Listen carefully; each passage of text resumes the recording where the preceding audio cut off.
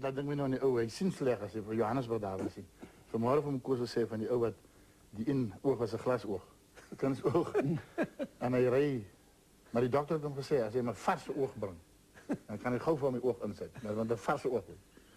Toen reed hij, dat kan Toosrivier. En dan gebeurt een ongeluk voor hem. Ik zie dat hij gaan die kar in pad af. En die kar rolt om. En hij stopt en hij rolt die wallen af. En bij die kar komt hij serieus net zo. En hij ziet wel eens nacht. En hij drukt ook zijn oor zo op. Hij ziet vraagtuig, hij stelt kleren zijn. En hij holt terug en hij haalt die koffielepel. En hij komt stip ook weer mooi uit. En hij is weer terug. En hij is het bij die dokter. En de dokter doet toen die oog. Maar hij zat toen zijn glas oog. Voor die oude. En de oude dan is zo licht gedaan.